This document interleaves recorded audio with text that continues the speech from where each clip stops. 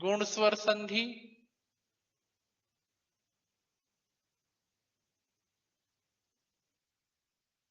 यण स्वर संधि,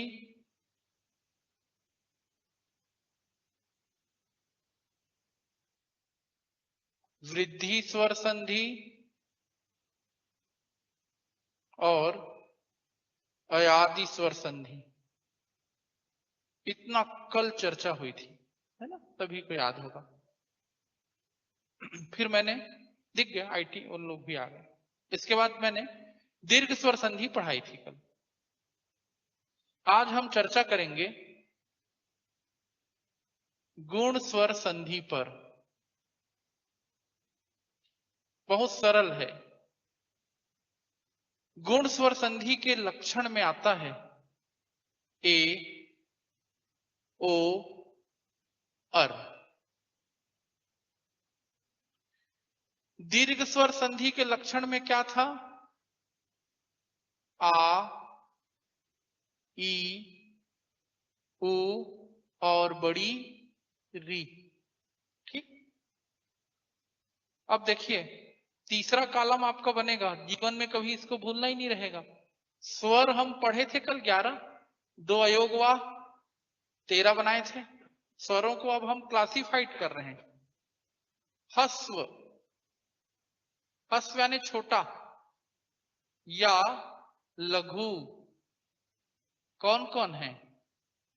अ, ई, उ, री। ये लघु या छोटे स्वर हैं। छोटा अ, छोटा ई, है ना। अब दीर्घ में कौन कौन आएंगे? तो आ, बड़ा ई, बड़ा उ दीर्घ है। और इन्हीं दीर्घ में से संयुक्त कौन है? ए, ऐ, ओ, औ। तो ऐसा दीर्घ और संयुक्त 2 अलग अलग प्रकारों में बांट क्यों दिया गया? तो समझिएगा, जो एक ही फैमिली से आए, अ धन अ बराबर आ, ई धन ई बराबर ई, उ धन उ बराबर उ, ये एक ही परिवार वाले हैं। 2 समान स्वरों के मेल से बन रहे हैं, अ और अ के मिलने से ही आ बना, तो वो दीर्घ है। और जो 2 अलग अलग स्वरों के मिलने से बनेंगे वो संयुक्त है। जैसे ए कैसे बनेगा? अ धन ई बराबर ए। आप वैसा चार्ट भी बना सकते हैं कल जैसा मैं सिखाया। देखो, 2 अलग अलग जाति के लोगों के मिलने से ए का जन्म हुआ। अ एक अलग स्वर है, ई एक अलग स्वर है, इसलिए ये कहलाएगा संयुक्त स्वर। ए कैसा स्वर है? कई परीक्षाओं में आ गया। ए कैसा स्वर है? संयुक्त स्वर है। हाँ, अग्र स्वर भी है, वो तो मैं जान रहा हूं। उदाहरण अब देखो, सुर धन इंद्र, क्या बना? सुरेंद्र। यदि हम आ और ई को जोड़ेंगे तो भी ए ही बनेगा, नया कुछ नहीं होने वाला है। सुरा धन इंद्र करते तो भी सुरेंद्र बनता, लेकिन सुरा के स्वामी नहीं है। सूर्य यानी देवता, सुरा यानी मदिरा, रूट वर्ड सुर है। वैसी मह धन इंद्र करोगे तो भी महेंद्र बनेगा, लेकिन महान इंद्र, महान राजा क्या कहलाता है? महेंद्र। महेंद्र का मतलब ही इंद्र होता है। कैसे बना है? आ धन ई बराबर ए, महा धन इंद्र, क्या बन गया? महेंद्र। यदि अ में बड़ी ई को जोड़ोगे ए ही बनेगा। देव धन ईस, कल भी मैं ध्यान आकृष्ट कराया था। इंद्र में छोटी ई, ईस में बड़ी ई। सूर देव धन ईस, सूर धन ईस भी ले सकते हो, सुरेश बनेगा। देव धन ईस लेने से क्या बनेगा? देवेश। संधि कौन सी है? गुण स्वर संधि। यदि हम आ के साथ बड़ी ई को लेंगे तो भी ए ही बनेगा। महा धन ईस क्या बना? महेश। Write down. डाउट है पूछ लीजिए। दूसरे लक्षण पर आइए। दूसरा लक्षण क्या है? ओ।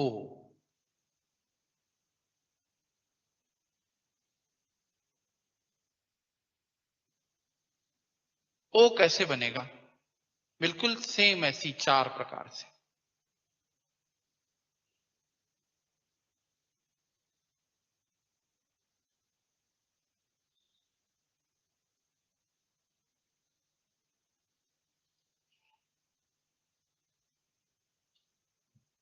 अ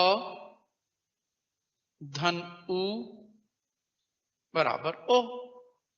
अधन ई बराबर ए, अधन उ बराबर ओ। सूर्य धन उदय, कल भानु धन उदय, छोटा ऊ मिलके बड़ा ऊ बनाए थे। आज हमने लिया सूर्य धन उदय, तुरंत चेंज हो जाएगा। अ धन उ बराबर ओ, शब्द बन गया सूर्योदय। यदि हम आ धन उ लेंगे तब भी ओ बनेगा। महा धन उदय क्या बनेगा? महोदय। आइए महोदय, आप महान हैं, आपका उदय हो रहा है हमारे घर में। महाधन उदय महोदय। यदि अ में बड़ा ऊ ले लिए तो भी ओ ही बनेगा। समुद्र धन ऊर्मी। कौन बताएगा ऊर्मी का मतलब?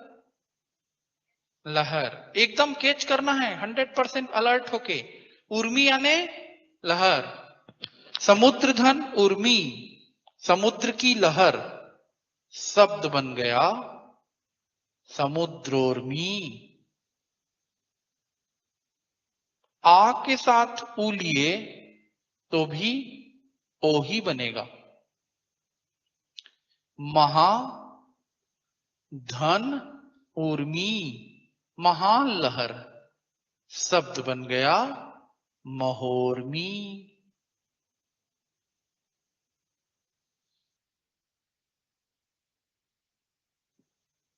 विनय कुमार पाठक की बुक ले लीजिएगा हिंदी में, ठीक है। अवली मतलब होता है पंक्ति। डाउट क्लास अलग से लगेगी इसी बैच में। जैसे ही संधि खत्म होगा आप खूब सारे डाउट नोट कीजिए, ऑब्जेक्टिव बनाइए, लगातार मुझसे फिर पूछिएगा। अभी भी बीच में पूछ सकते हैं। आगे बढ़ जाएं। अब क्या बच गया? और मेरे से एक गलती हुई है, और के नीचे में हलंत लगेगा। र क्या है? आधा।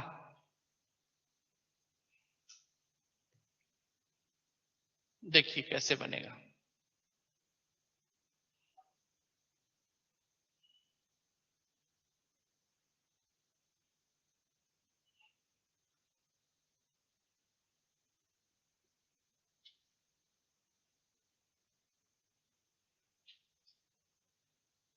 और बनेगा अ धन री बराबर अर। आर नहीं है, अर। देव धन ऋषि क्या बनेगा? उच्चारण में ही अर आएगा, देवर्षि। सप्त धन ऋषि क्या बनेगा? सप्तर्षि। संधि का नाम गुणस्वर संधि। सप्तर्षि में कौन सी संधि है पूछेगा?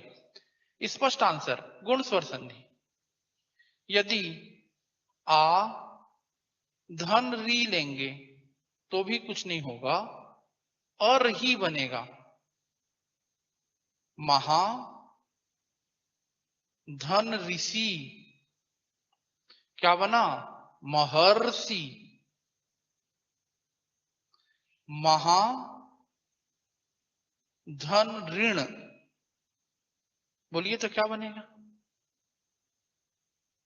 महर्ण, आ और री मिलकर अर बनाएंगे, महर्ण। महर्ण का मतलब होता है महान ऋण। महर्ण में कौन सी संधि है? तो महर्ण में कौन सी संधि है? गुणस्वर संधि।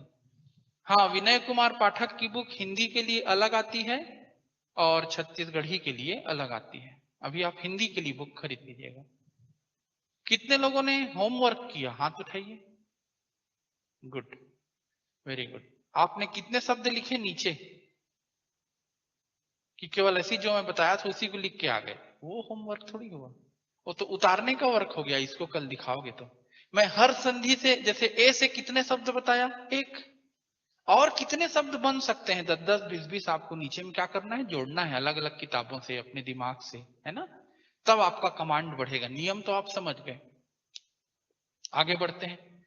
अब कौन सी संधि पर आ गए? यण। यण के पहले मैं पढ़ा रहा हूं वृद्धि। ठीक, क्यों पढ़ा रहा हूं? क्योंकि अभी बना है ए और ओ, वृद्धि में बन जाएगा अय और औ। तो तुरंत ए अय के बाद अय औ को बना लो। दोनों में अंतर समझ लो। वृद्धि का मतलब होता है एक मात्रा का बढ़ जाना। सिंगल डंडी डबल डंडी में बदल जाएगी, ऐसा है। सिंगल से क्या हो जाएगी? मात्रा डबल वाली लगेगी। कैसे? देखो, अभी आप महेश में एक लाइन खींचे थे ना, वो ए था, और डबल लाइन खींचेंगे तो ए। तो ये देखिए, संधि का नाम लिखिएगा वृद्धि स्वर संधि। इसका लक्षण क्या है? ए, ए को ऐसा लिखते हैं, ये ए है। मात्रा देंगे तो डबल डंडी, और लिखोगे तो ए के ऊपर एक डंडी। ए धन ए बराबर ए, ऐसा सोचोगे तो। वैसे ए धन ए बराबर ए कभी नहीं होता, अ धन ए बराबर ए होगा। समझाऊंगा अभी। और इसका दूसरा लक्षण है औ। कैसे बन रहा है औ? ये है औ। ठीक, बनाइए। अ धन ए बराबर ए।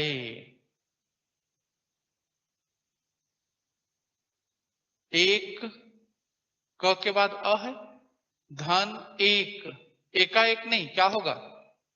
एक एक। आ धन ए बराबर ए। सदा धन एव, क्या बनेगा? सदैव। तथा धन एव, क्या बनेगा? तथैव। यदि अ के साथ अय आएगा, अय, तो भी नया कुछ नहीं बनेगा, अय का अय ही रह जाएगा। आपको अब ये देखना है किसमें ए लगता है, किसमें अय लगता है। ये कंसंट्रेशन से समझना है, किसमें ए लगेगा, किसमें अय लगेगा। जैसे अल्प धन, ऐसा भी तो आप लिख सकते हो ऐश्वर्य। गलत है, सही उच्चारण है ऐश्वर्य। ऐश्वर्या राय नहीं, ऐश्वर्या राय। ऐ है वहां पर। अल्प धन ऐश्वर्य, ऑप्शन में डंडी वाले को चुनना रहेगा। बहुत अलर्टनेस चाहिए। अल्प धन ऐश्वर्य, क्या शब्द बनेगा? बोलिए। अल्प ऐश्वर्य। आ धन अय, तो भी अय बनेगा। किसी के पास महान ऐश्वर्य है, महा धन ऐश्वर्य, क्या बन जाएगा? महेश्वर्य। ऐसा लगेगा बन तो जाएगा यार, लगने लगा ना। चलो तो एक शब्द देता हूं, सही तोड़ते हो कि गलत देखो तो।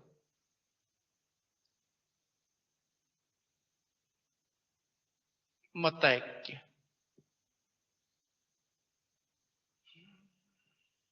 लिखो रफ में, कॉपी में कहीं पर भी, बाकी को उतार लो। आपका क्लास वर्क है छोटा सा। देखो मतैक्य कैसे टूटेगा? मत धन, सही है, ऐक्य होता है। यही सब ध्यान दे करके देखना रहेगा, जो मैं घर में पढ़ो बोल रहा हूँ किताबों को, है ना। कहां पर ए है, कहां पर ए है, और उच्चारण में सुधारना, ऐक्य नहीं, क्या बोलना है, ऐक्य। चलिए हमने अ बना लिया, अब आपको पता है क्या बनाएंगे, औ। तो 4 प्रकार से औ भी बन जाएगा।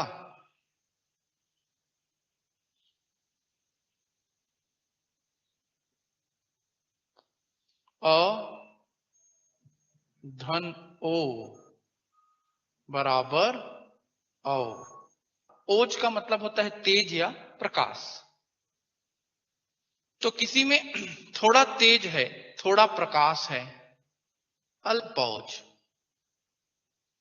आ धन ओ, तब भी औ ही बनेगा। किसी में बहुत ज्यादा ओज है, महा धन ओज, क्या बनेगा, महोज। यहां पर ओज का मीनिंग लिख सकते हो, ओज यानी तेज, प्रकाश। यदि अ के साथ औ मिलेगा तो भी औ ही बनेगा। किसी ने आपके साथ थोड़ी सी उदारता की, ये देखिए जहां पर मीनिंग है मैं बिल्कुल खुद बताते जा रहा हूं। औदार्य का मतलब होता है उदारता। किसी ने आपके साथ थोड़ी सी उदारता की, अल्प धन औदार्य, शब्द बन गया अल्प औदार्य। और किसी ने आपके साथ महान उदारता की, आधन औ, तो भी बनेगा औ। महा धन औदार्य, औदार्य का मतलब उदारता। क्या शब्द बन गया, महोदार्य। कैसी उदारता, महान उदारता। आगे बढ़ूं, अब कौन सी संधि शुरू करेंगे, यण स्वर संधि। राकेश का संधि विच्छेद।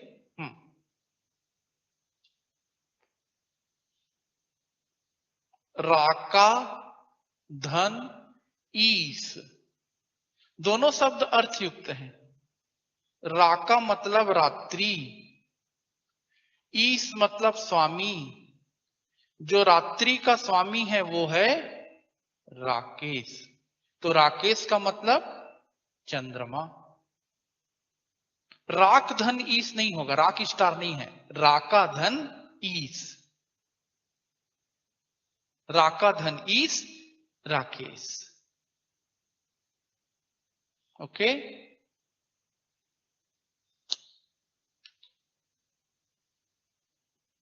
बहुत सी किताबें पढ़ने के लिए, बहुत से ऑब्जेक्टिव हल करने के लिए मानसिक रूप से तैयार रहिए।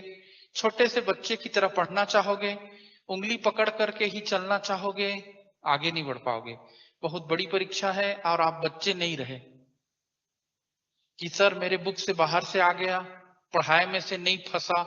तो मछली फंसाने की प्रतियोगिता नहीं है, नॉलेज गेन करने की प्रतियोगिता है।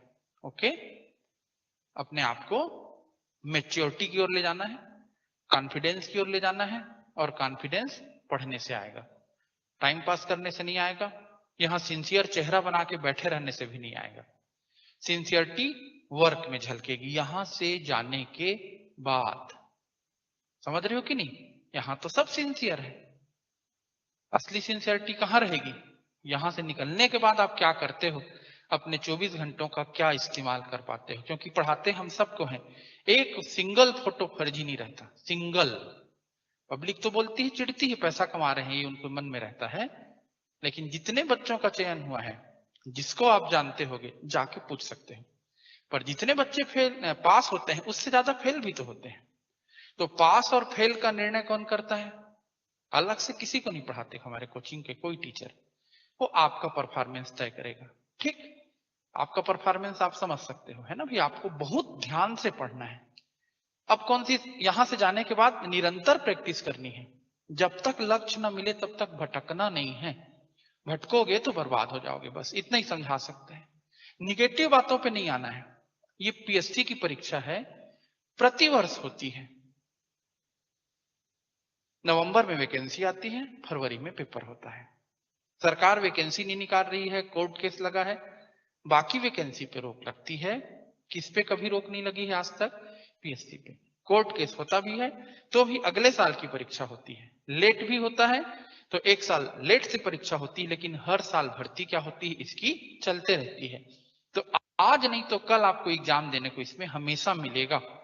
उसके पहले आप प्रिपेयर रहिए। प्रिपरेशन में टाइम लगता है, कोई जादू की छड़ी नहीं घुमा सकता। सिलेबस आप देख लीजिएगा, विशाल सिलेबस है। हिंदी देखो, आपको कैसा लगने लगा होगा 2 ही दिन में, यू टर्न ले लिया कि छोटा सा सब्जेक्ट है, कितना पढ़ना पड़ रहा है कर।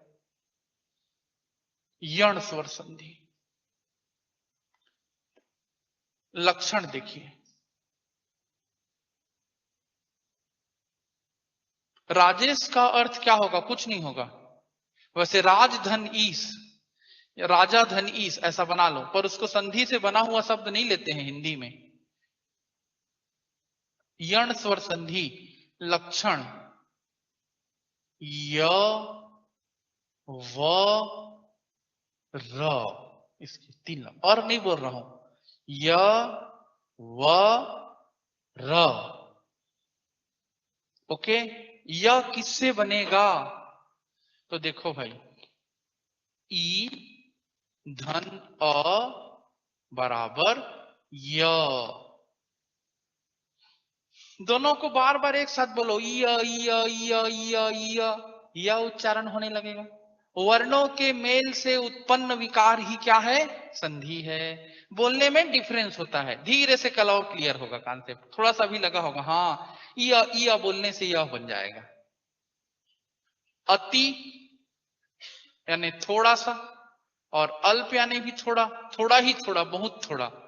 ई धन अ मिलकर क्या बनाएंगे? य।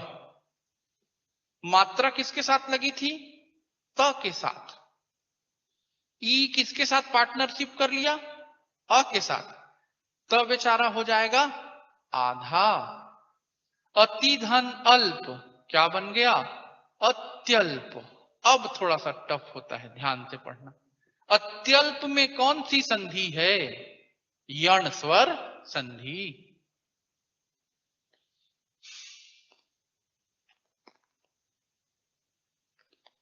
यदि ई के साथ आ मिला, कॉमन सेंस लगाइए, क्या बनेगा? या। इति धन आदि, आदि मतलब होता है प्रारंभ, वैसे इति मतलब होता है समाप्त। शुरू से अंत तक जो कुछ है भाई वो सब मैं बता रहा हूं, इत्यादि। मतलब मेरे पास दाल है, चावल है, नमक है, पापड़ है, अचार है, इत्यादि वस्तुएं हैं। आदि से अंत तक जो सोच सकते हो सोच लो, मैं लेके आया हूं, ये होता है इत्यादि। इति धन आदि। इति श्री महाभारत कथा। इति मतलब समाप्त, अथ मतलब प्रारंभ। लिख लिया हो भैया मीनिंग, इति समाप्त। इसका विलोम शब्द होता है अथ। अथ मतलब होता है प्रारंभ। आदि इसका मतलब होता है प्रारंभ, इसका विलोम शब्द होता है अंत। आदि का अंत, अथ का इति, है ना। तो इति धन आदि क्या बना बच्चों? इत्यादि। संधि का नाम यण स्वर संधि। छोटी ई से हमने यह बनाया। अब यदि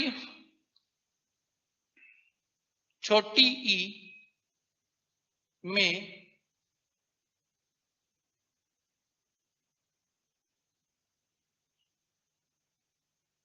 न बना के मान लो बड़ी ई में बना दिए तो भी वही होता है। बड़ी ई धन आ, छोटी ई के बदले मात्रा क्या ले रहे हैं, बड़ी, तो भी वही होगा। मतलब छोटी ई में भी वही रिजल्ट आएगा, बड़ी ई में भी वही रिजल्ट आएगा।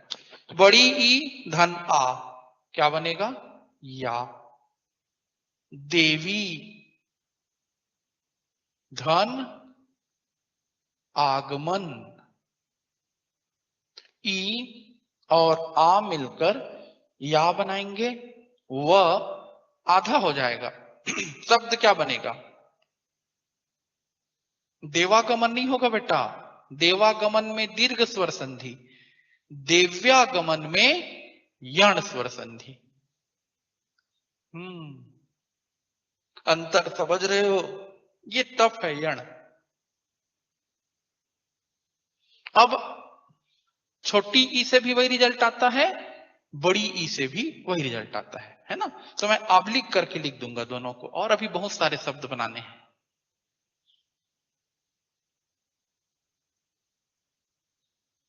यण स्वर संधि में हम लोग य पर चर्चा कर रहे हैं, य पर।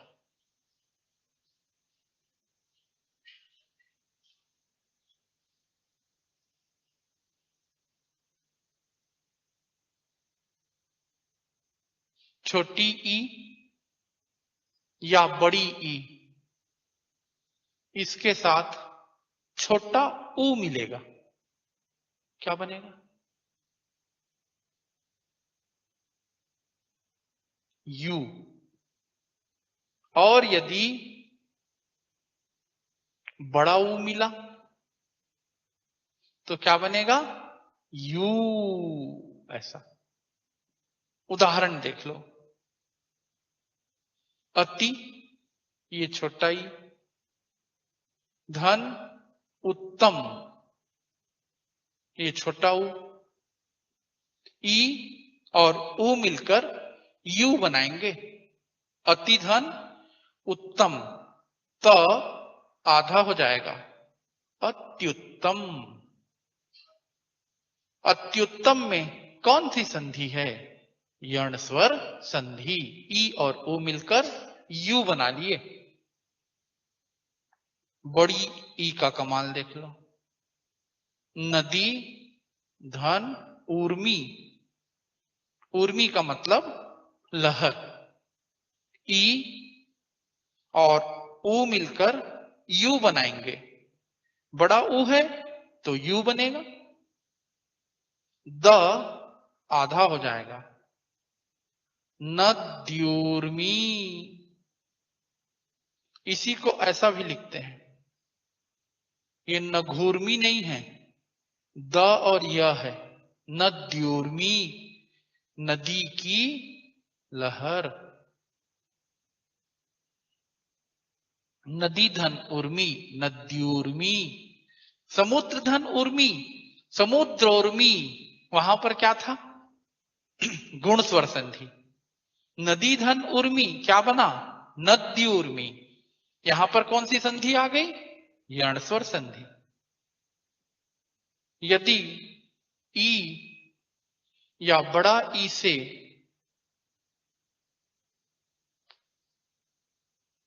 ए या ए मिलेगा, ए मिलेगा तो क्या बनेगा, ये, ए मिलेगा तो क्या बनेगा, ये। एक आध उदाहरण दे रहा हूं, सखी धन ऐक्य, सखियों में एकता अक्सर होती नहीं, लड़ते रहती हैं, लेकिन यदि हो गई तो ई और ए दोनों मिलकर क्या बनाएंगे, ये, ख हो जाएगा आधा, सख्यैक्य। संधि का नाम यण स्वर संधि। यदि ई या बड़ा ई इसके साथ ओ मिला तो क्या बनेगा भैया, यो बाइक, यो। जैसे अति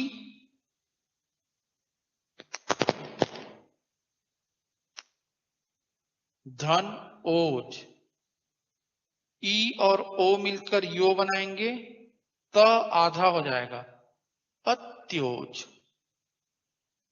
और यदि औ मिला तो क्या बन जाएगा? यौ। उदाहरण देख लो। पति, धन, औदार्य। औदार्य का मतलब होता है उदारता। तो ई और औ मिलकर यौ बनाएंगे, अत्यौदार्य बन जाएगा। चलिए एक शब्द देता हूं,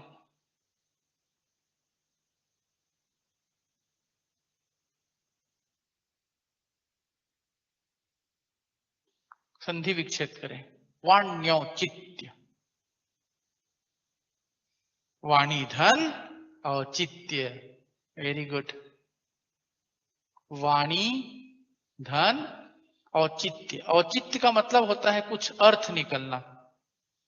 वाणी तभी सार्थक है जब उसका कोई औचित्य हो। फालतू बैठ के मैं बात करूंगा बेकार है। समझदार आदमी एक भी अनावश्यक बात नहीं करता। वाणी धन औचित्य, वाण्य औचित्य। ई और औ मिलकर क्या बनाए? यौ। आधा कौन रह गया? अणा। तो अब तो आप बन गए समझदार। यण स्वर संधि में आपने य के विभिन्न प्रयोगों को देखा। य के बाद दूसरा क्या है? व। ऑल द सेम चलेगा। यह समझ गए, वह भी समझोगे।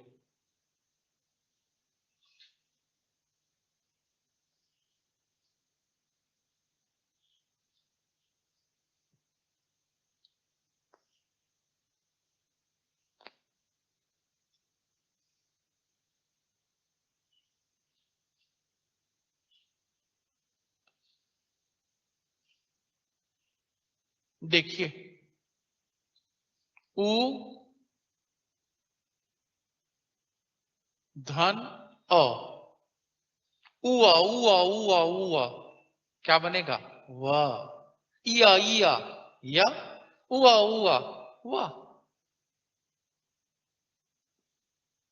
यही काम किससे होगा?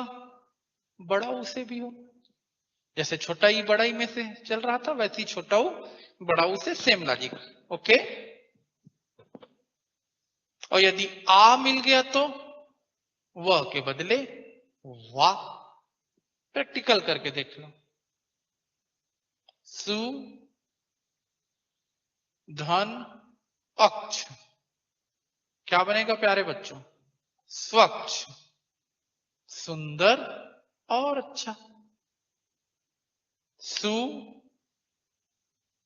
धन आगत, हाँ क्या बनेगा? स्वागत। बहुत जानते हैं यार तुम लोग, फालतू पढ़ने आ गए हो, घर जाओ। सुधन आगत क्या बन गया? स्वागत। और देखो, यदि उ या बड़ा ऊ इसके साथ छोटी ई मिलेगी, वी बनेगा।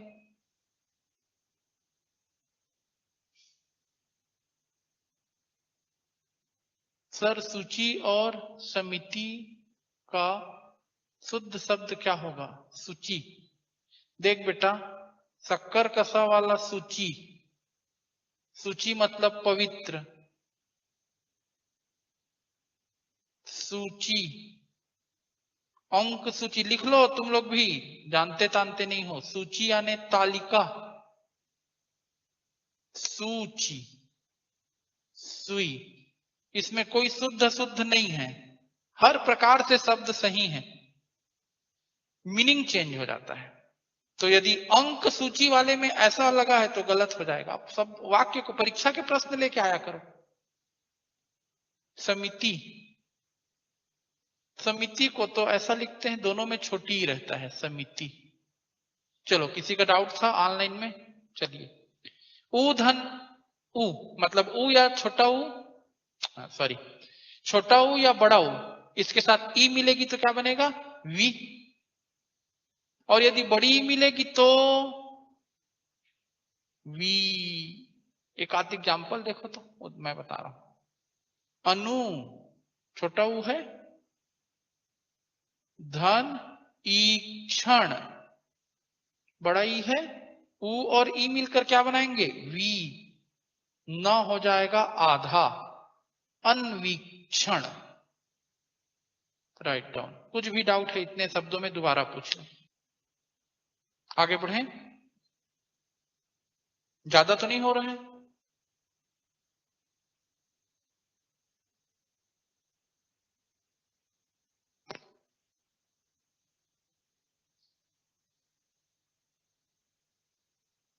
अब देखिए, ऊ या बड़ा ऊ, इसके साथ ए मिलेगा, क्या बनेगा? वे। ए मिलेगा, क्या बनेगा? वह। एक आध एग्जाम्पल देख लो, घर में और बनाते रहना। अनु धन एषण, न आधा हो जाएगा, अन्वेषण। और देख लीजिए, ऊ या बड़ा ऊ, इसके साथ ओ मिलेगा, वो बनेगा। और यदि औ मिलेगा तो क्या बनेगा? वाओ। शब्द ही नहीं याद आ रहा होगा तुमको। गुरु, ऊ की मात्रा है, धन ओज, गुरु का तेज, गुरु का प्रकाश। ऊ और ओ मिलकर वो बनाएंगे, र आधा हो जाएगा, ये हो गया ओ, बना ओ। र आधा हो गया, र रेफ बन के चढ़ जाएगा। गुरुर्वोज, बड़ा कठिन शब्द है। गुरुर्वोज कौन सी संधि? यण स्वर संधि। गुरु छोटा ऊ है ना गुरु में, धन औदार्य, गुरु ने उदारता दिखाई, तो ऊ और औ मिलकर वौ बनाए, र आधा हो गया, र आधा हो गया, रेफ बन के यहां आ जाएगा, यहां गुरुर्वौदार्य, गुरु की उदारता, ये बन गया व। इसी बात की यण स्वर संधि के 3 लक्षण कितने लोग बता सकते हैं? बोलो। य, व, र। अरे मैं बार बार बोल रहा हूं, अलर्ट होके बैठो। यण स्वर संधि के कितने लक्षण? 3। कौन कौन से 2 लक्षण पढ़ डाले? य और व। य किससे बना? ई से। व किससे बना? ऊ से। र किससे बनेगा? री से। अधन री बराबर क्या बनाए थे? अर। देखो तुमको समझा रहा हूं, कंपेयर करके हमेशा याद रखो। अभी गुण पढ़े थे ना थोड़ी देर पहले, अब आगे र में री धन अ बराबर र, और यदि उल्टा था अ धन री बराबर अर था, याद आ रहा है? अधन उ बराबर वो था। हाँ। देखो पलटा के, अधन उ, सूर्य धन उदय सूर्योदय, उ धन अ बराबर व हो जाता है। यानी कौन अल्टी पल्टी हैं? गुण और यण। स्ट्राइक चेंज हो रहा है।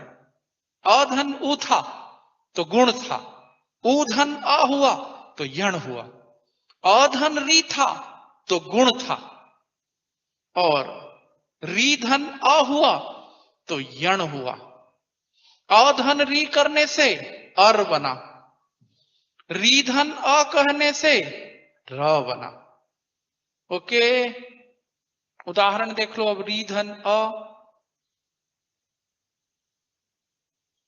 मातृ, ये री है, धन अनुमति बनेगा र, तो हो जाएगा आधा, शब्द बनेगा मात्रनुमति, त्र में त आधा है, र पूरा है। त धन र बराबर त्र। मातृधन अनुमति क्या बना? मात्रनुमति। पितृ धन अनुमति क्या बनेगा? पितृनुमति। यदि हम आ जोड़ेंगे, री धन आ बराबर रा। मातृ धन आज्ञा, माता जी की आज्ञा क्या बना? मात्राज्ञा। पितृ धन आज्ञा, पिताजी की आज्ञा क्या बना? पित्राज्ञा। अन्वीक्षण का अर्थ होता है देखना, परखना। पर्यवेक्षक का मतलब होता है चारों तरफ से ईक्षण करने वाला, देखने वाला। एग्जाम हॉल में पर्यवेक्षक रहते हैं, चारों तरफ से देखते हैं। चुनाव में पर्यवेक्षक रहते हैं। अन्वीक्षण गहन खोजबीन करता है, वो भी देखता है किसी चीज को खोजबीन की नजर से। और पर्यवेक्षक बाहर बाहर देखता है, ठीक से काम हो रहा है कि नहीं। हिंदी की संधि में ऐसी कई शब्द हैं जिसमें बीच में आ आता है। सत्य धननाश, सत्यानाश। दीन धननाथ, दीनानाथ। मूसल धनधार, मूसलाधार। लिखाऊंगा मैं खुद। यहां तक जो पढ़े अभी क्रम से वो पूरा क्लियर है। नाम क्या है तुम्हारा? निखिल देवांगन। कहां से है देवांगन? कहां का रहने वाला है? बालो बैठ जाओ। आगे बढ़े। निखिल, निखिल का मतलब? वेरी गुड, पूरा, संपूर्ण। अखिल और निखिल।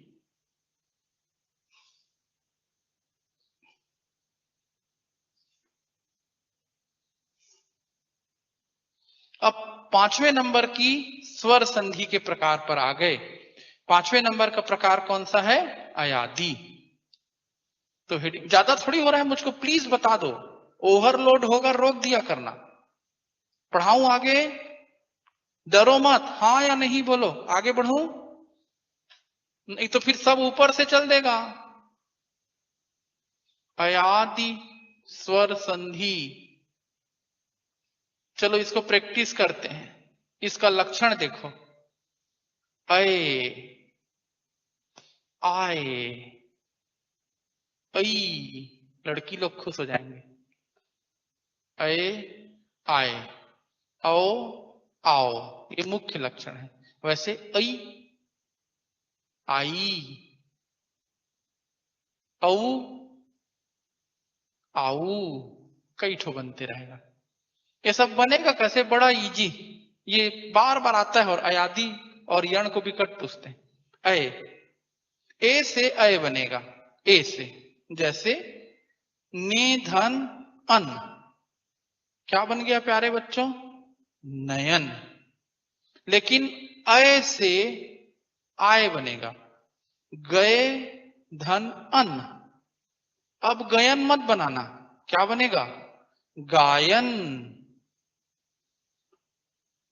ओ से औ बनेगा।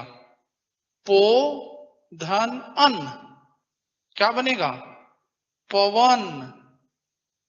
लेकिन यदि औ ले लोगे तो आओ बन जाएगा। पौ धन अन। अब क्या बन जाएगा? पावन। ऐ, ए से ऐ बनेगा। ए से चे धन इका, चैका, चयन सूची। और यदि ऐ ले लिए तो आई बन जाएगा। नए धन इका, नायिका। औ और आऊ, ओ से औ खोज लेना एक आठ ठो। औ से आऊ, मैं औ से बना देता हूं। भव धन उक, भावुक, ऐसा है। तो कॉमन सेंस समझ में आ रहा है? अयादी का अय आए आओ आओ, संधि करने के लिए कौन उतर गए मैदान में तलवार लेके? ए अय ओ आओ। इन लोग अभी तक संधि में भाग नहीं लिए थे। यदि कॉन्सेप्ट समझ गए तो प्रैक्टिस करते हैं यहीं पर। सर आज बस टाइम भी हो गया। ओके सर, आप 5-6 शब्दों का प्रैक्टिस कीजिए, फिर छोड़ देता हूं। लिख लिए? लिखिए जल्दी से जल्दी। इस चैप्टर को फेयर कॉपी में कितने लोग कल बना के लाने का वादा करते हैं? अपने आप से करो। कल खुद आके बोलोगे कॉपी पूरी हो गई, कितने लोगों में है कि कल कर लेंगे? 5 प्रकार। ओके, स्वैच्छिक है। जितने शब्द बताया हूं उससे ज्यादा शब्द लिखना है, क्योंकि देखिए प्रैक्टिस के बिना नहीं बनेगा। ये गणित याद होगा, गणित में टीचर क्या करते थे? किसी प्रश्नावली के पूरे सवाल तो कोई टीचर कभी नहीं बनवा सकेगा बेचारा। 1 बनाएगा, 2 बनाएगा, 3 बनाएगा, फिर घर से बना के लाओ बोलेगा। नहीं बनेगा तो क्या बोलेगा? पूछो बोलेगा। तो ये कोई कहानी तो है नहीं कि मैं पूरा सुना दूं। हिस्ट्री रहता है तो पूरा मैं बोलता, या कोई भी और सब्जेक्ट रहता। यहां पर तो आप और मुझको क्या करना पड़ेगा? मैथ्स की तरह प्रैक्टिस करना पड़ेगा। जैसे मैं कुछ शब्द दे रहा हूं, देखो समझ गए होगे तो तोड़ लोगे अभी तुरंत ऑन द स्पॉट, फिर छुट्टी। 5 शब्द दे रहा हूं अयादी स्वर संधि के, और कल 5 प्रकार की संधि को पढ़ के आना। जो 10 में 10 बनाएगा उसको इनाम देंगे। 10 सवाल कल दूंगा केवल स्वर संधि से, ठीक? अच्छे से पढ़ के आना। अभी देखो, भवन, नाविक, श्रावण,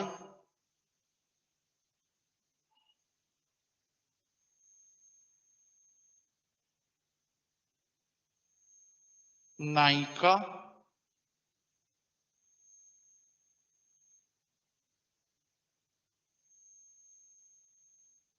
भावन। तोड़िए।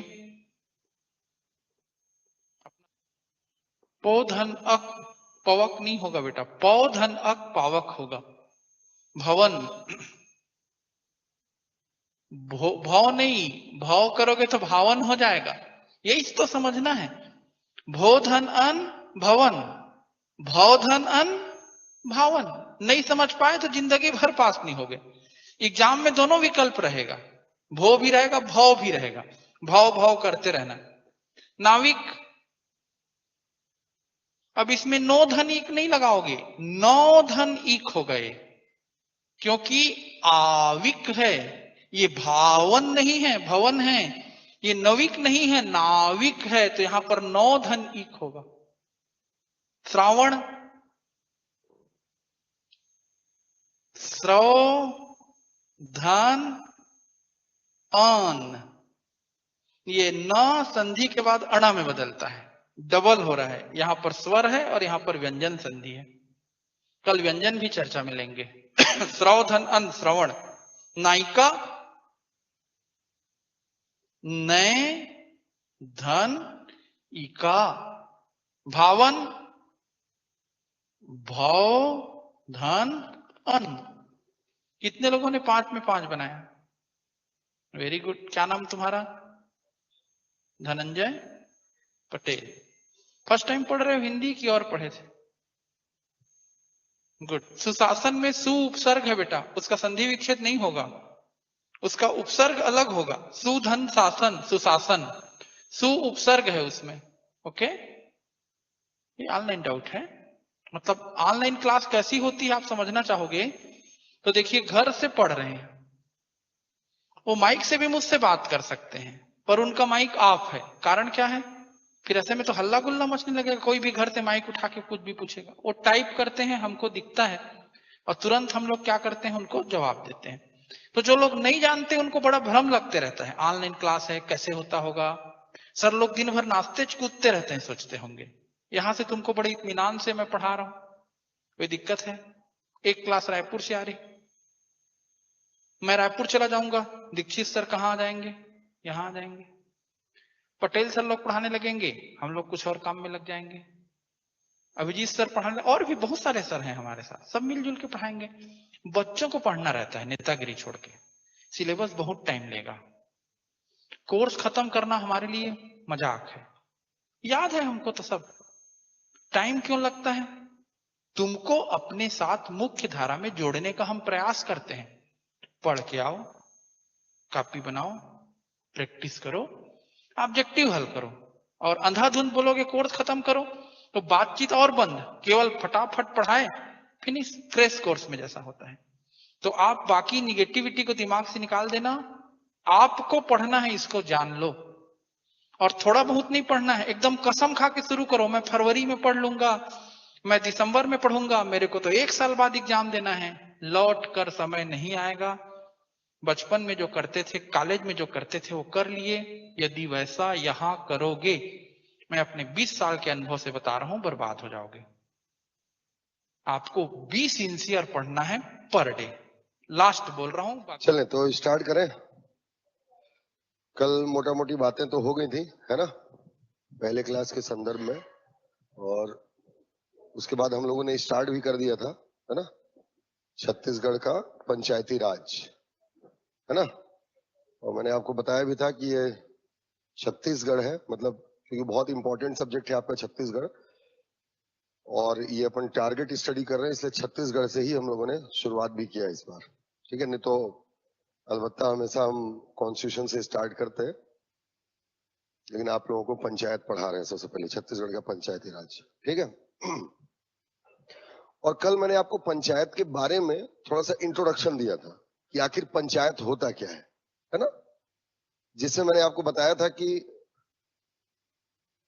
पूरे देश में जो शासन है, हमारे देश में प्रशासन जो है, वो 3 स्तर पर होता है ना। कल बताया था ना मैंने आपको। एक बार थोड़ा सा, क्योंकि आज हो सकता है कुछ नए लोग भी हैं, क्या आज की क्लास पहली क्लास है? ठीक, तो थोड़ा सा एक ओवरव्यू देते हुए फिर स्टार्ट करते हैं। देखें, हम शुरू कर रहे हैं आपका छत्तीसगढ़ का पंचायती राज, है ना। तो छत्तीसगढ़ में पंचायती राज, मैंने आपको कल की क्लास में बताया था कि जब आप पीएससी प्री का एग्जाम देने जाते हैं तो 2 पेपर होते हैं, एक होता है सी सेट और एक होता है जीएस। जीएस जो जनरल स्टडीज का पेपर है, इसमें 100 क्वेश्चन होंगे, जिसमें ऑलमोस्ट 40 से 50 क्वेश्चन जो होते हैं छत्तीसगढ़ के हिस्से से होते हैं। और ये जो 40 से 50 क्वेश्चन है, उनमें से लगभग 8 क्वेश्चन के आसपास यहां से आते हैं पंचायती राज से। कभी इसका दायरा कम भी हो सकता है और कभी बढ़ भी सकता है ना। ऐसा कोई स्पष्ट कुछ बताया नहीं गया है पीएससी के द्वारा कि कहां से कितने प्रश्न आएंगे, इसलिए सबको बराबर फोकस करने की जरूरत होती है। इसलिए सबसे पहले अपन छत्तीसगढ़ से ही स्टार्ट किए हैं। तो इसकी जो पहली क्लास है, जिनकी उनको वैल्यू समझ में आ गई होगी कि ये कितना इंपॉर्टेंट है, समझ में आया। अब कल की क्लास में मैंने आपको, क्योंकि ये छत्तीसगढ़ का पंचायती राज हमको पढ़ना है, तो मैंने आपको पहले तो पंचायत जाने हम कि पंचायत क्या होता है। तो कल की क्लास में मैंने आपको पंचायत बताया था, एक परिचय आप लोगों को बताया था मैंने, इंट्रोडक्शन पंचायती राज के बारे में। और मैंने आपको बताया था कि हमारे देश में जो शासन है या प्रशासन है, एक्चुअल कई बार आपको ऐसा लगता होगा ना, शासन और प्रशासन में अंतर नहीं समझ पाते होंगे, ऐसा होता है क्या? होता है? पता है क्या होता है? अरे तो क्या होता है शासन और प्रशासन?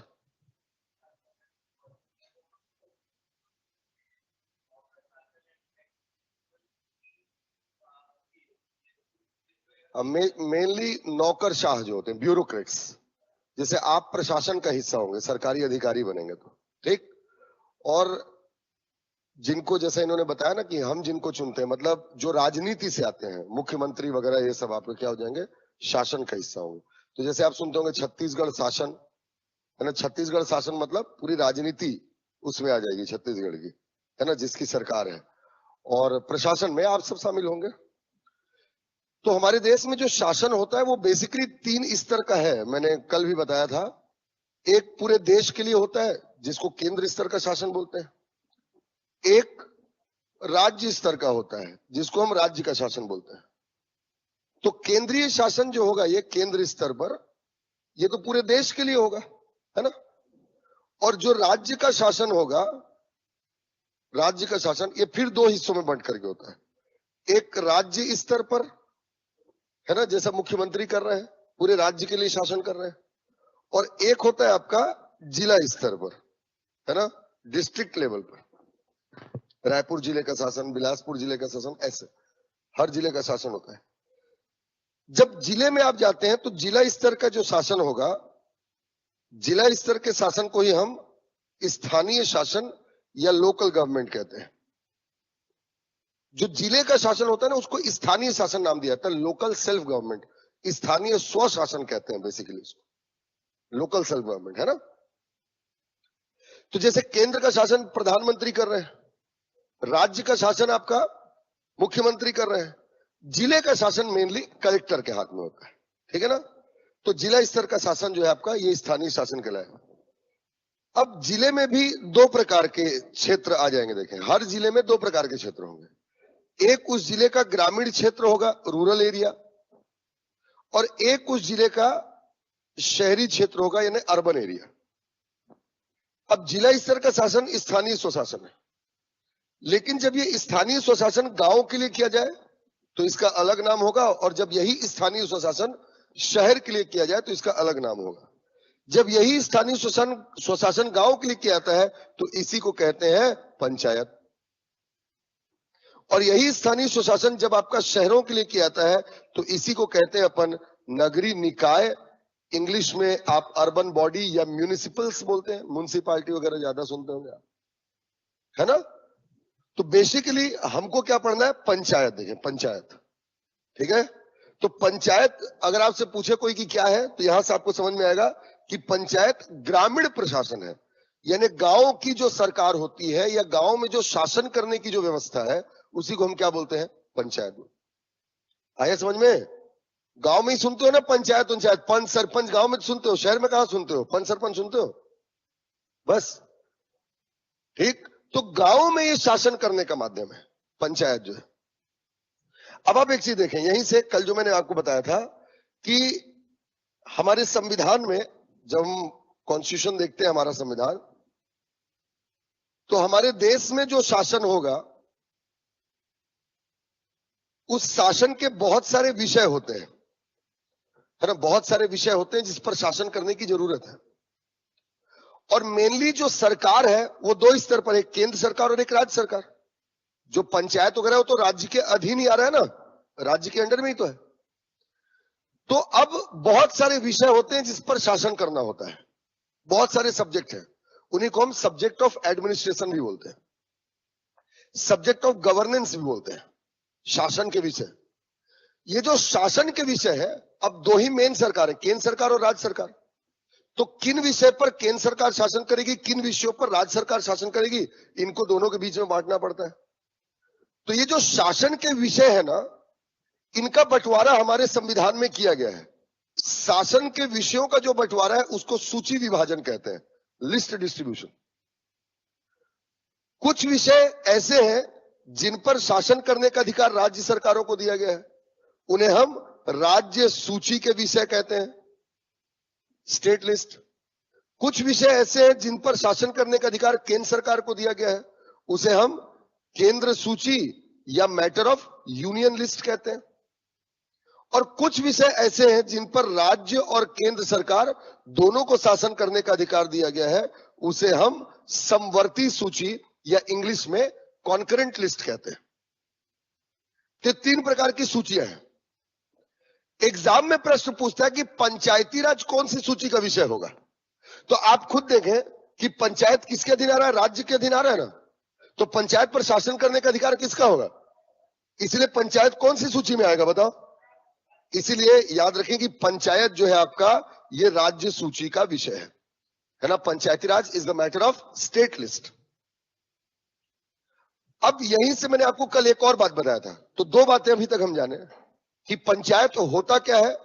तो panchayat basically a rural administration, ठीक है ना। ग्रामीण क्षेत्रों में, गांवों में जो शासन किया जाता है उसी को हम पंचायत कहते हैं। अब ये पंचायती राज किसका विषय है? तो राज्य सूची का विषय। ये दो चीज हम समझ गए। अब यहां से तीसरी बात समझे, राज्य सूची का विषय है, इसका मतलब राज्य का अधिकार होगा पंचायतों की स्थापना करना या नियम कानून बनाना, जो भी चीज होगी। तो एक प्रश्न आपसे पूछे कि पंचायतों की स्थापना कौन करेगा, तो राज्य सरकार करेगी, स्टेट गवर्नमेंट। ठीक है ना? तो तीसरी बात आपको यहां से पता चली कि पंचायतों की स्थापना राज्य सरकार करती है। और एक बात और है ना, यानी यहीं से अगर हम देखें कि स्थापना कौन करेगा, तो कौन करेगा? आपका राज्य सरकार करेगी, स्टेट गवर्नमेंट। लेकिन सरकार जब भी किसी चीज की स्थापना करेगी तो उसको कानूनी दर्जा देगी, कानून के माध्यम से करेगी, ताकि अगर उसके साथ कोई भी छेड़छाड़ हो, कोई भी गलती हो, तो सजा दी जा सके। तो राज्य सरकार ने कोई भी चीज को कानून के माध्यम से ही बनाती है। मेरी बात समझ रहे हैं? जब राज्य सरकार कोई भी चीज को कानून के माध्यम से बनाएगी, तो राज्यों के लिए कानून बनाता कौन है? देश के लिए कानून कौन बनाती है? संसद। और राज्य के लिए कौन कानून बनाएगी? राज्य की विधानमंडल। आप विधानसभा सुनते होंगे, एक्चुअल जो लेजिस्लेटिव बॉडी है, जो कानून बनाने वाली संस्था है, देश के लिए जो कानून बनाती है उसका नाम है संसद। और राज्य में जो कानून बनाती है उसका नाम है राज्य विधानमंडल या स्टेट लेजिस्लेचर। अब संसद जो है वो तीन चीजों से मिलकर बनती है, लोकसभा, राज्यसभा और राष्ट्रपति।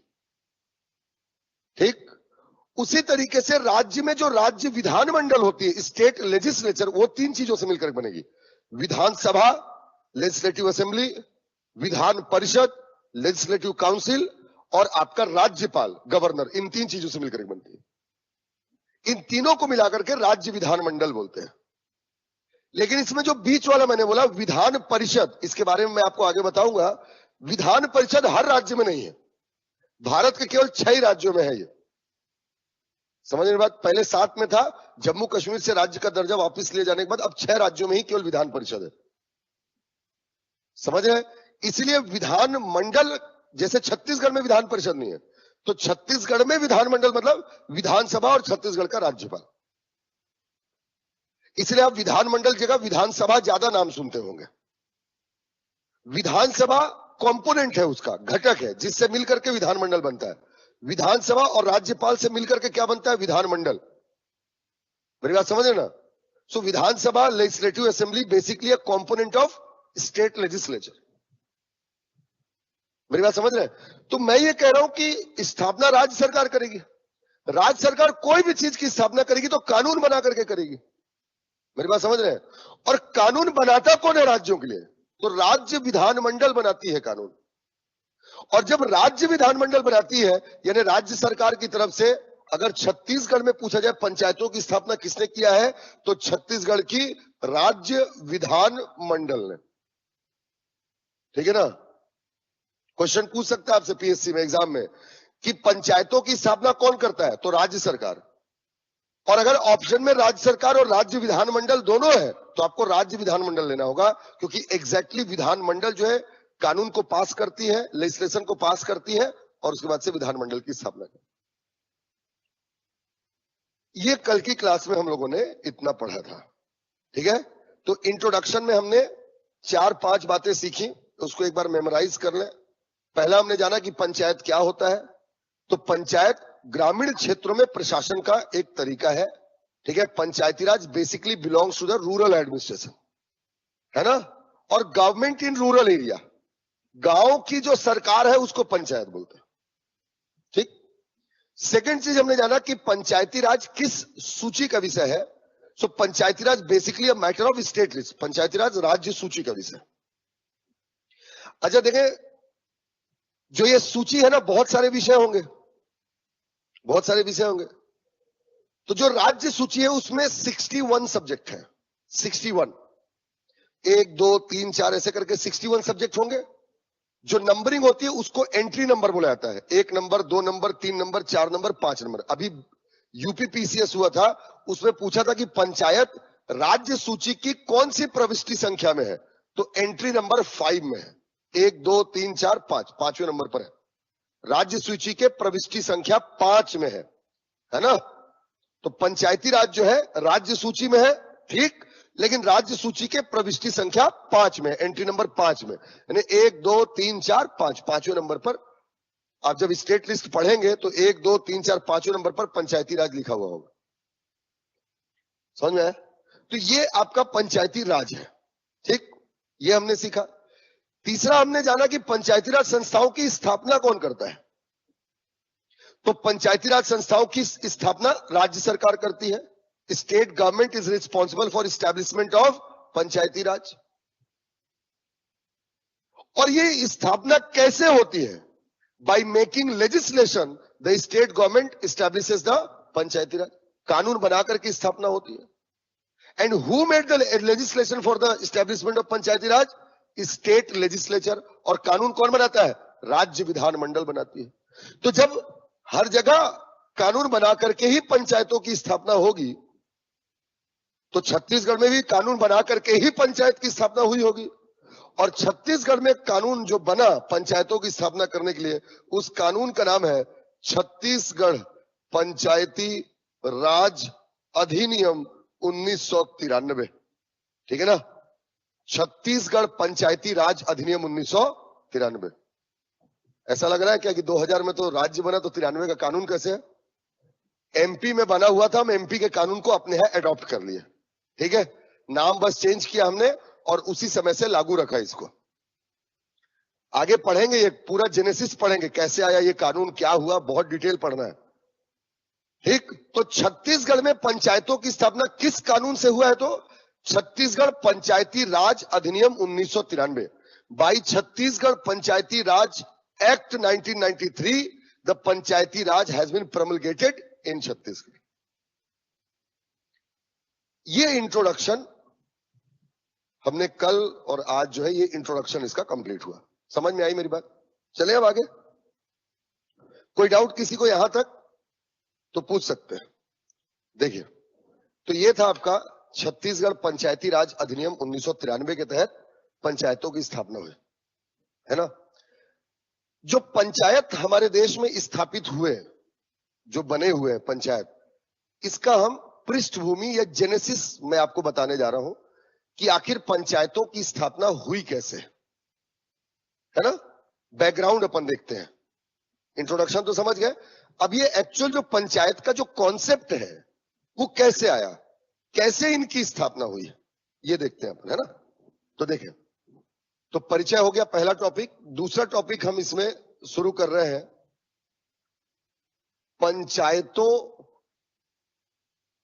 का विकास, development of Panchayati Raj in India. पंचायतों का विकास या डेवलपमेंट ऑफ पंचायती राज, जो भी लिख लें आप। भाई कोई भी चीज पहले इंडिया में आएगी, भारत में होगा, तभी तो वहां से वो स्टेट में आएगा ना। समझोगे मेरी बात?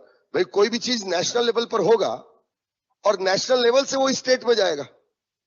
ठीक है, तो हम इसकी पूरी जेनेसिस देखने जा रहे हैं कि पंचायती राज संस्थाओं का भारत में विकास कैसे हुआ है ना? कैसे ये डेवलप हुआ। अब देखें कि जैसे अगर हम पंचायत का अर्थ देखें, है ना, पंचायत का अर्थ अगर देखें तो बेसिकली इसमें दो शब्द आपको दिखाई देंगे, एक है आपका पंच और दूसरा है आपका आयत, है ना? पंच और आयत। पंच का मतलब है 5 और आयत, आयत किसको दर्शाता है मालूम? बैठने के तरीके को। आयत, आयताकार बोलते हैं रेक्टेंगल, बैठने का तरीका जो है आयता का, आयत किसको दर्शाता है? समूह को। मेरी बात समझ रहे हैं? पंच आयत, तो पंच क्या है? नंबर्स को दर्शाता है कि 5 लोग होंगे, और आयत किसको दर्शाता है? ग्रुप को दर्शाता है। बेसिकली बैठने के तरीके और ग्रुप को दर्शाता है कि ये 5 लोग बैठेंगे कैसे। इसके आधार पर अगर आप देखेंगे तो याद रखें कि 5 व्यक्तियों का समूह, 5 व्यक्तियों का समूह जो ग्रामीण प्रशासन के मामले में निर्णय लेने की क्षमता रखते हैं पंचायत है या पंचायत कहलाते हैं। मेरी बात समझ रहे हैं? The group of 5 people, the group of 5 people which are responsible for or which are authorized to, the group of 5 people which are authorized to make decision regarding rural administration। तो 5 व्यक्तियों का ऐसा समूह जो ग्रामीण क्षेत्र में निर्णय लेने के लिए सक्षम हो, ठीक है। The group of 5 people which are authorized to make decision for the rural administration, ग्रामीण क्षेत्रों के प्रशासन के लिए निर्णय लेने की क्षमता रखते हैं, उन्हीं को हम क्या बोलेंगे? पंचायत के। और ये जो पंचायत है, ये ऐसा नहीं कि आज आया है। पंचायत जो है हमारे देश में प्राचीन काल से ही इनका विकास प्रारंभ हुआ, ठीक है ना। एंड these पंचायती राज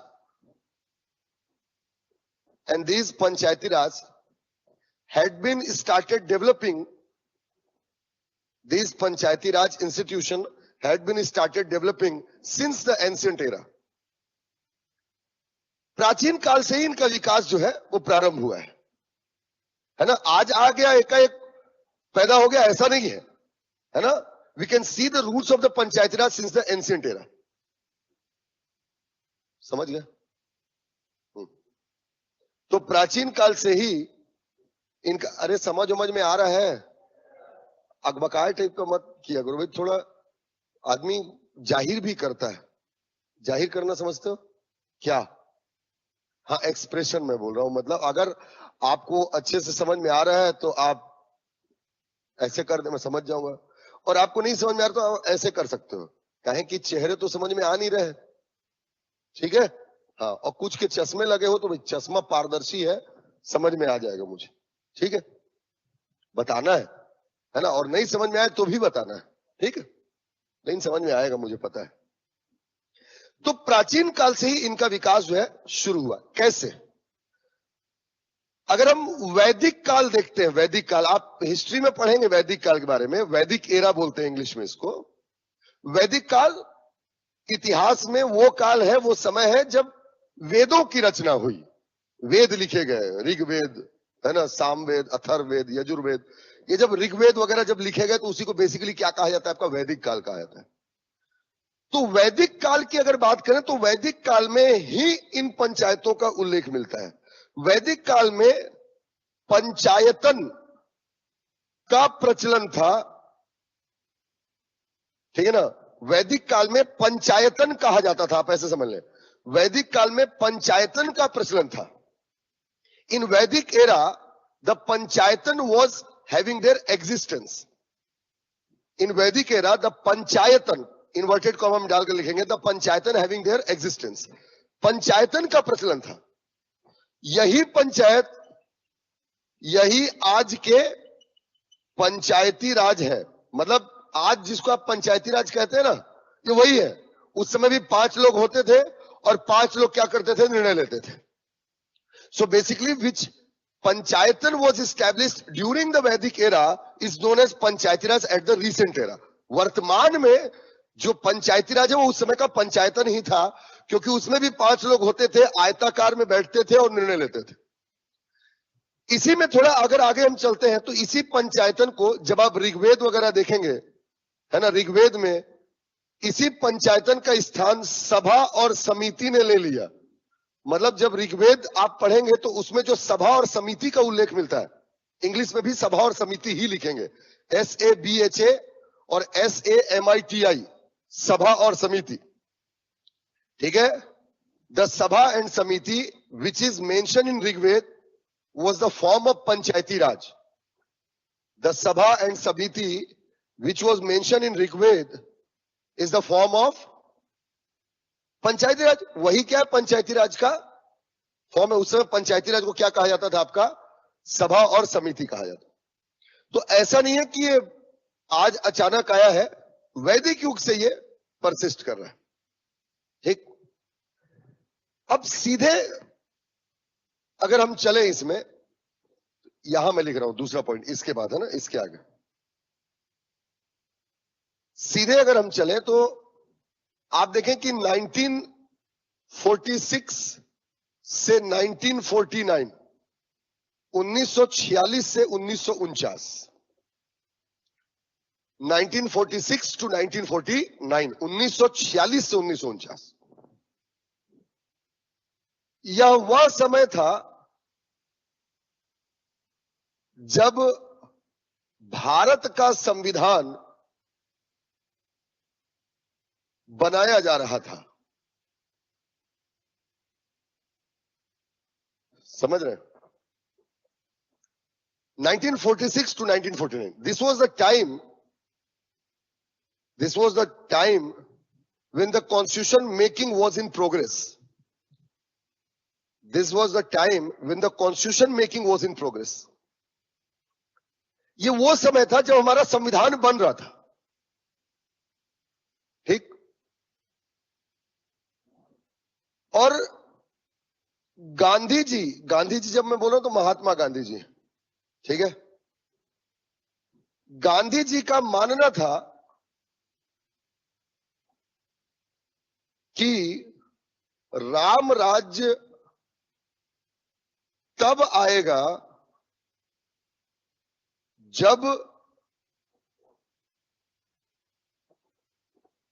प्रशासन गांव से शुरू होगा। ठीक है? And it was believe of the Gandhi ji, that to brought the Ram Rajya, it was belief of Gandhi ji that to brought the Ram Rajya, the administration has to performed as rural area, villages. Gandhi ji का यह मानना था, गांधी जी ऐसा कहते थे कि अगर हमको राम राज्य लाना है, राम राज्य मतलब क्या होता है? राम जी का राज्य। राम राज्य की एक खास बात है कि राम जी के राज्य में सब कोई सुखी थे, सब प्रसन्न थे, सबका कल्याण हो रहा था। तो गांधी जी का मानना था कि अगर हम राम राज्य की बात करते हैं, यानी हम सबको सुखी रखने की बात करते हैं, तो सब में अधिकतम लोग कहां रहते हैं? भारत में गांव में रहते हैं। आज भी 70% population of the India belongs और रिसाइड्स एट विलेजेस। आज भी 70% आबादी गांव में रहती है। उस समय तो 90% आबादी गांव की थी, ग्रामीण आबादी थी। तो गांधी जी का मानना यह था कि अगर हम राम राज्य लाना चाहते हैं, यानी एक ऐसा देश बनाना चाहते हैं, इन शॉर्ट खुशहाल देश अगर हम बनाना चाहते हैं, तो उस खुशहाल देश के लिए जो शासन है, जो प्रशासन है, उसकी शुरुआत कहां से होनी चाहिए? गांव से होनी चाहिए। गांव में सरकार होनी चाहिए। और गांव की सरकार को क्या बोलते हैं? Panchayat. So basically it was a believe of Gandhi ji that panchayat is mandatory to brought Ram Rajya at India. उनका यह मानना था कि अगर हम राम राज्य लाना चाहते हैं तो हमको गांव में प्रशासन लाना पड़ेगा, गांव की सरकार बनानी पड़ेगी, और उनके जैसी सरकार, उनके बीच के लोगों की सरकार बनानी चाहिए, तभी राम राज्य आएगा। और गांव के लोगों से मिलकर के बनने वाली सरकार ही तो पंचायत है ना। इतना तो हम समझ चुके हैं। सरपंच अपने बीच का ही तो होता है जी, नहीं होता। तो ऐसा गांधी जी का मानना था। लेकिन जब संविधान बन रहा था, तो जो हमारे संविधान निर्माता थे, जो कॉन्स्टिट्यूशन मेकर्स थे, जो संविधान बना रहे थे, उनको ऐसा लगा कि अगर हम संविधान में अभी से गांव में सरकार बनाने लगे, मतलब गांव के लोगों की सरकार बनाने लगे, तो ग्रामीण आबादी इतनी अभी परिपक्व नहीं है, मैच्योर नहीं है कि अपने शासन को समझ पाएगी या अपने लिए बेहतर शासन कर पाएगी। इतनी मैच्योर नहीं है गांव की आबादी, ऐसा लगा उनको। ये लाइन मेरी समझ में आई कि नहीं आई? मैं इसको आपको दूसरे तरीके से बताता हूं, समझ रहे? हम तो गुलाम थे, डोमिनियन थे ना। We were the dominion of the Britishers. अंग्रेजों के गुलाम थे हम। तो हमको तो मालिक जो बोले वही करना आता था। मालिक बोले चल उठ रहे, हम उठ जाते थे। मालिक बोले चल बैठ रहे, हम बैठ जाते थे। मालिक बोले झाड़ू पोछा लगा, हम लगा लेते थे। सरकार चलाना हमें तो आता ही नहीं था। तो जब ये तय हो गया कि भारत को अब स्वतंत्र करना है, तो स्वतंत्र भारत में सरकार भी भारतीयों की ही बनेगी। तो अंग्रेजों ने बोला कि भाई तुम लोग को तो कुछ आता ही नहीं है रे, कैसे कर दे तुम लोग को स्वतंत्र। कसम से यही बोले उन्होंने। तो अपन बोले माई बाप अब आप देखो, स्वतंत्र तो होना है, आप जो कर दो। तो अंग्रेजों के पास गजब दिमाग था। अंग्रेजों ने बोला कि तुम दो चार जो चट्टे बट्टे हो ना, तुम लोग को सिखा देते हैं अपन, फिर तुम इंडिया को सिखाते रहना। So they formed the interim government. उन्होंने इसीलिए 1946 में 2 सितंबर 1946 को उन्होंने अंतरिम सरकार बनाया। अंतरिम का मतलब होता है अस्थायी। दे formed an interim government of India on 2 September 1946। Constitution में जब पढ़ेंगे तो मैं बताऊंगा आपको इसके बारे में, कहानी बस सुनो भैया। उन्होंने हमको सिखाने के लिए अंतरिम सरकार बनाया, और अंतरिम सरकार में भारत की तरफ से 14 लोगों को रखा, ठीक। और उसके प्रमुख थे पंडित जवाहरलाल नेहरू, उस अंतरिम सरकार के। इस तरीके से अंग्रेजों ने हमको देश चलाना सिखाया। अब देखो 14 लोग ही सीखे, और उसी समय संविधान भी बन रहा है। तो जब गांव में प्रशासन करने वाली बात चली तो ये 14 लोग बोले मां कसम कितने कितने लोगों को सिखाएंगे यार, कौन कौन से गांव जाके सिखाएंगे, अभी तो पॉसिबल ही नहीं है। मेरी बात समझ में आई? तो और उसी समय संविधान भी बन रहा है। अब एक तरफ आप सोचो, आप कोई काम करने के लिए बैठे हो, जल्दी बता भाई करना है, जल्दी बता भाई करना, और उधर टेंशन में कैसे बताऊं यार, कितने लोगों को बताऊं लग रहा है। तो उन्होंने कहा कि एक काम करते हैं, अभी के अभी नहीं स्थापित करेंगे भाई, अभी तुरंत नहीं बनाते पंचायत। जैसे केंद्र सरकार बनी, राज्य सरकार बनी, तुरंत पंचायत नहीं बनाएंगे, गांव की सरकार अभी नहीं बनाएंगे। तो गांव की सरकार बनाएंगे कब? तो उन्होंने कहा कि जब लगेगा कि बनाने लायक है, और भाई सरकार बनाओगे तो अब पैसा भी तो लगेगा। तो ना उस समय पैसा भी नहीं था और आता भी नहीं था, समझ रहे हो? तो इसीलिए ये संविधान में उस समय लिख दिया गया कि भविष्य में जब भी ऐसा होगा, परिस्थितियां निर्मित होंगी, तो भारत सरकार की जिम्मेदारी होगी, केंद्र सरकार की, कि वो पंचायतों की स्थापना करे। और ऐसा लिखा गया आपका संविधान के अनुच्छेद 40 में, आर्टिकल 40, अनुच्छेद 40 याद रखें, अनुच्छेद 40 में सरकार को यह कर्तव्य बताया गया है कि वे पंचायतों की स्थापना करें। याद रखें बेटा, इसको याद रखें। Article 40 mandates the duty of the states. Article 40 hyphen डाल करके लिखेंगे, article 40 mandates the duty of the states for establishing the Panchayati Raj. Mandates the duty of the states for establishing Panchayati Raj. मतलब अनुच्छेद 40 में लिख दिया गया सरकार के लिए कि जब ऐसी परिस्थितियां आपको लगे कि अब पंचायत की हम स्थापना कर सकते हैं, तो आप पंचायत की स्थापना कर देना। So basically according to article 40 it becomes the duty of the state that to establish the Panchayati raj across India. यानी अनुच्छेद 40 से यह स्पष्ट हो गया कि भारत में पंचायतों की स्थापना करना सरकार का कर्तव्य है। And if anything mention in the constitution it becomes the compulsion of the government. अगर कोई भी चीज संविधान में लिख दिया गया है तो सरकार उसको करेगी ही, आज नहीं करेगी कल करेगी, लेकिन उसको करना पड़ेगा। मेरी बात समझ रहे हैं? सरकार करेगी। और हमारे देश में सरकार बनना शुरू हुई 1952 से, 1952 से। And since 1952 till 1992 around 40 years the government has made all the effort for establishing the पंचायती राज।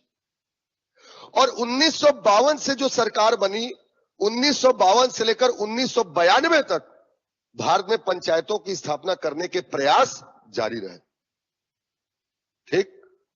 और अब हम यहां से देखेंगे भारत में पंचायतों की स्थापना के लिए भारत सरकार के द्वारा किए गए प्रयास। लिंकअप हुए टॉपिक से। ठीक। अब देखें तो इसी विकास में ही अब अगला चीज हम देख रहे हैं, भारत सरकार द्वारा किए गए प्रयास।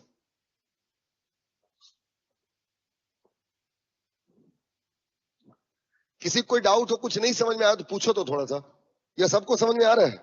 अब हम विकास देखते हैं। मतलब इसी के अंतर्गत हम देख रहे हैं भारत सरकार, या ऐसा देखें आप, पंचायतों को संवैधानिक दर्जा, स्थापना को हम यहां पर नाम दे रहे हैं संवैधानिक दर्जा, मतलब संविधान में जोड़ देना है ना। पंचायतों को संवैधानिक दर्जा, या ब्रैकेट में आप लिख लें स्थापना, संवैधानिक दर्जा देने के लिए किए गए प्रयास। Efforts made by the government, efforts made by the government for providing constitutional status to the Panchayati Raj in India. For providing constitutional status to the Panchayati Raj in India. Bharat में पंचायतों को संवैधानिक दर्जा देने के लिए किए गए प्रयास। ठीक है ना। संवैधानिक दर्जा देना मतलब संविधान में जोड़ देना।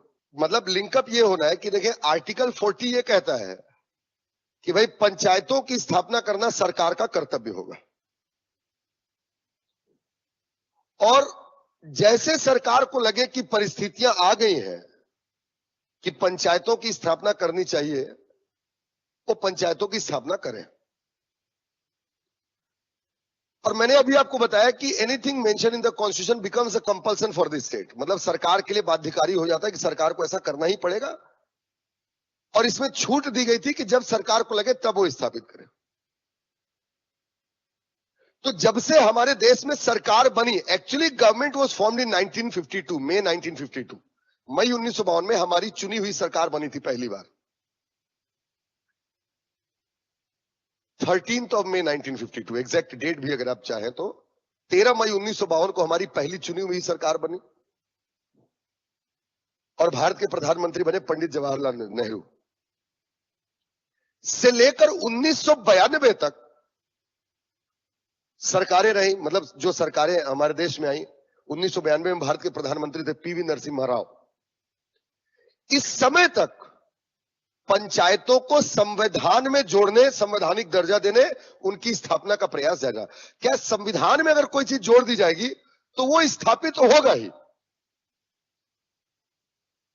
मेरी बात समझ रहे हैं कि नहीं? मतलब उसको तो फिर करना ही पड़ेगा अगर संविधान में कोई चीज जुड़ गई तो। ठीक।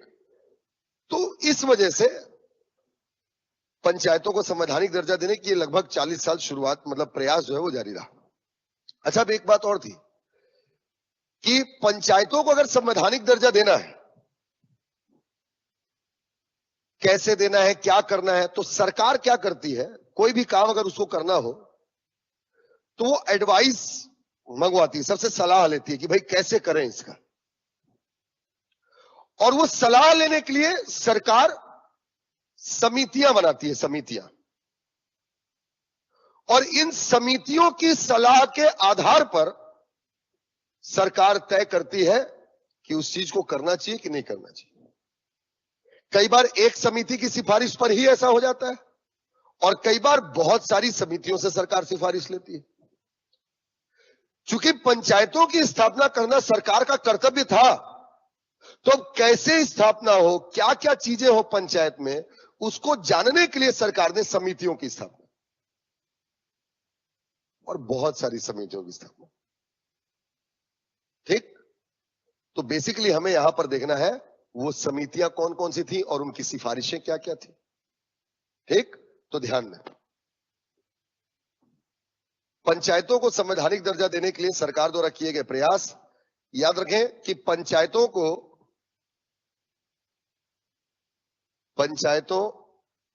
को संवैधानिक दर्जा देने के लिए समय समय पर विभिन्न समितियों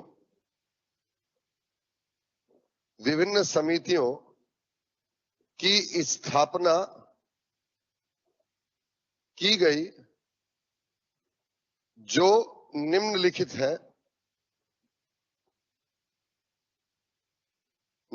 है। इन्हीं की सिफारिशों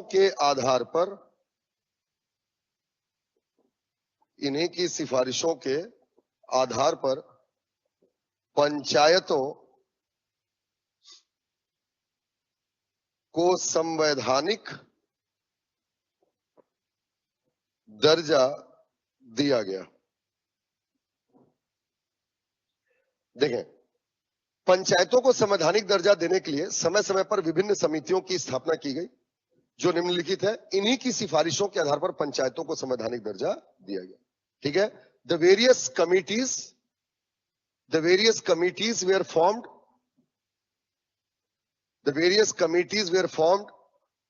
to provide consent or advice to the government for establishment of Panchayati Raj, which are given below, जो कि निम्नलिखित है। On the consent of these various committees, the Panchayati Raj were established और प्रोवाइडेड द कॉन्स्टिट्यूशनल स्टेटस। इन्हीं की सिफारिशों के आधार पर पंचायतों को संवैधानिक दर्जा दिया गया। अब ये कौन कौन समितियां ना, वो याद करना है, पूछता है, कर लोगे? इधर देखो, BAGS, बैग्स। ठीक, बैग्स मतलब थैला, और काहे का बैग है? टी बैग है, बैग्स टी। याद रहेगा? याद कर लो। चाय का थैला, हिंदी माध्यम वाले अगर चाय का थैला याद करोगे तो कभी याद ही नहीं आएगा चाय क्या था, थैला क्या था। ठीक है, इसलिए आप याद करें, अंग्रेजी में कुछ तो कर लिया करो। बैग्स टी, ठीक है, बैग्स टी।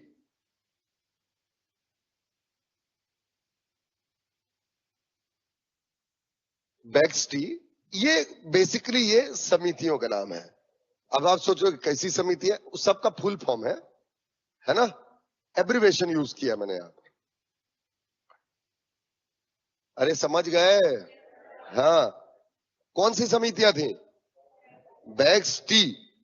ठीक है, बैग्स मतलब बहुत सारा थैले, और थैले में क्या है? चाय।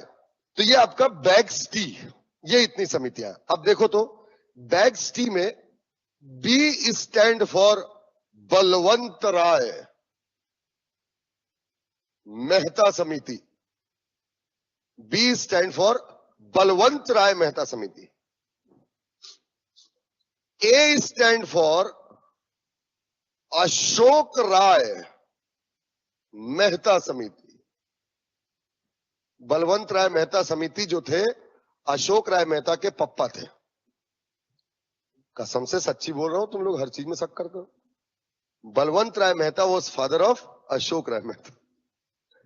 ठीक है, पप्पा की कमियों को बेटे ने दूर किया। बताऊंगा मैं आपको क्या हुआ। उसके बाद जी, ठीक है, जी से दो लोग हैं प्यारे बच्चों। एक है आपका जी से GVK राव समिति। ठीक है, बिलासपुर में विनोद राव सर जो है इस समिति में थे। ठीक, बिलासपुर वाले समझ गए होंगे। GVK राव समिति तो उस समय थे, और उसके बाद वापस से पुनर्जन्म लेकर के अभी पटेल ट्यूटोरियल्स में, ठीक है, उसे पुनर्जन्म हुआ। और उस समय GVK राव थे, अब आज केवल वी राव है। ठीक, तो GV के राव समिति 19 ईयर बाद में बताऊंगा, ठीक है, सॉरी मैं बोल डाला बीच में तो कंफ्यूज हो जाऊंगा। और एक जी से और एक नाम था, इसको बोलते हैं गाडगिल समिति, गाडगिल कमिटी, ठीक है, गाडगिल कमिटी ऐसा। बैक्स BA, B से बलवंत राय, A से अशोक राय, G से GV के राव समिति और G से ही गाडगिल समिति भी, ठीक है। इसके बाद आता है S से सिंघवी समिति, सिंघवी समिति, सिंघवी कमिटी, ठीक है। S से सिंघवी समिति या सिंघवी कमेटी, समझ आया। बलवंत राय, अशोक राय, GV के राव, आपका गाडगिल समिति, और S से सिंघवी समिति।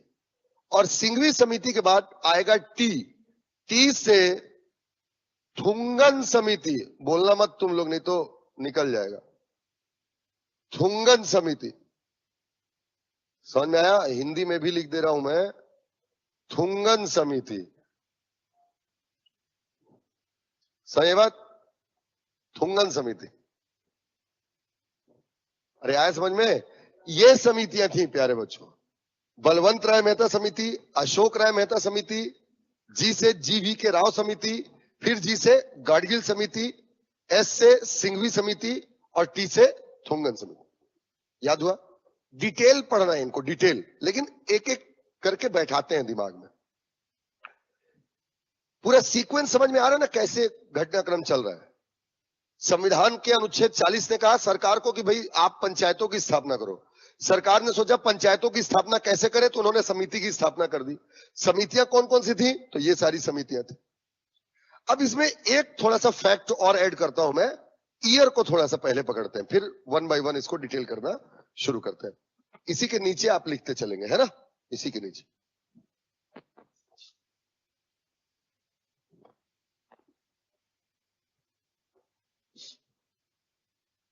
देखें, जैसे ये आपका बलवंत राय मेहता समिति, ठीक है, बलवंत राय मेहता समिति। फिर ये हो गया आपका अशोक राय मेहता समिति, ठीक है। फिर GV के राव समिति, इसके बाद आएगा सिंघवी समिति, इसके बाद आएगा थुंगन समिति, और फिर लास्ट में आएगा गाडगिल समिति। सीक्वेंस ये रहेगा।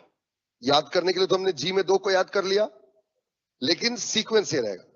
सबसे पहले आएंगे बलवंत राय मेहता समिति, ठीक। फिर अशोक राय मेहता समिति, कैसे, कब कब की समिति है, इनकी स्थापना, इस समिति का गठन, गठन कब हुआ। अच्छा देखें बेटा, स्थापना और गठन में अंतर होता है, समझते हो ना। स्थापना किसी संस्था, और गठन मतलब व्यक्तियों का समूह, है ना। कोई दल बने, कोई मिशन बने, कोई आयोग बने तो गठन है, ठीक। लेकिन पंचायत एक संस्था है, उसकी स्थापना होगी, पंचायत का गठन नहीं हो, ठीक है ना। तो ये समितियां हैं, इनका गठन देखेंगे तो बलवंत राय मेहता समिति 1957, पहले ईयर बस पकड़े, 1957। 20 साल बाद बेटा आएगा 1977, अशोक राय मेहता समिति। बलवंत राय मेहता समिति 1957, अशोक राय मेहता समिति 1977, 77। GV के राव समिति 1986, 1986। क्या खास है इसमें, क्या खास है 1986 में, क्या खास है। तो कोई जरूरी थोड़ी है जी खास होगा, आप पैदा हुए, हट ससुरे, मैं 2000 के बाद पैदा हूं। 1986। सिंघवी समिति, सॉरी, GV के राव समिति 1985, ठीक है। सिंघवी समिति 1986, यही खास था उसमें, कि वो 85 था, मैंने 86 लिखा था। ठीक। जीवी के राव समिति 1985 आया समझ में। 1985 क्या खास है इसमें? खास ये था कि पहले मैंने इसको 86 लिख दिया था। ठीक। और सिंघवी समिति 1986 1986।